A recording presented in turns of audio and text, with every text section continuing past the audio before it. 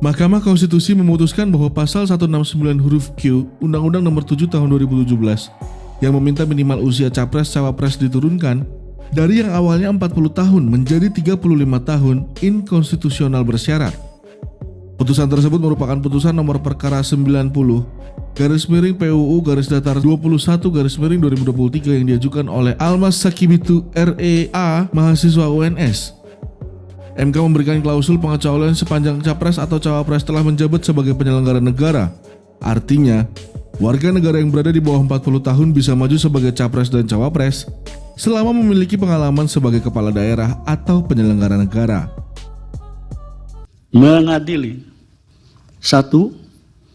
Mengabulkan permohonan pemohon untuk sebagian. 2.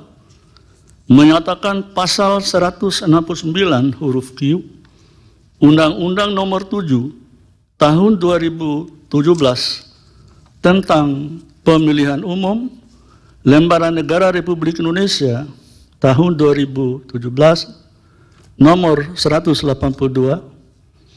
tambahan Lembaran Negara Republik Indonesia nomor 6109 yang menyatakan berusia paling rendah 40 tahun bertentangan dengan Undang-Undang Dasar Negara Republik Indonesia tahun 1945 dan tidak mempunyai kekuatan hukum mengikat sepanjang tidak dimaknai berusia paling rendah 40 tahun atau pernah sedang menduduki jabatan yang dipilih melalui pemilihan umum termasuk pemilihan kepala daerah, sehingga pasal 169 huruf Q Undang-Undang Nomor 7 Tahun 2017 tentang pemilihan umum selengkapnya berbunyi berusia paling rendah 40 tahun atau pernah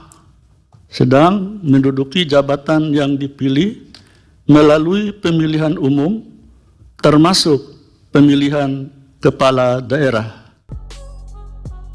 Adapun, mahasiswa UNS dan Partai Solidaritas Indonesia sama-sama mengajukan uji materi terkait batas usia minimal capres-cawapres.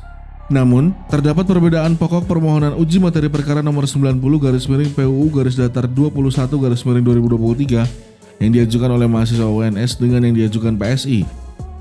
Perkara PSI bernomor 29/PUU _21/2023 meminta perubahan batas usia capres-cawapres dari 40 tahun menjadi 35 tahun terkait pasal 169 huruf Q Undang-Undang Nomor 7 Tahun 2017. Alasannya, pasal Akuo menciptakan diskriminasi perbedaan umur dalam kesempatan menjadi capres-cawapres. Namun, permohonan uji materi yang diajukan PSI telah ditolak sebelumnya oleh MK. Mahkamah berkesimpulan. 1. Mahkamah berwenang mengadili permohonan Akuo.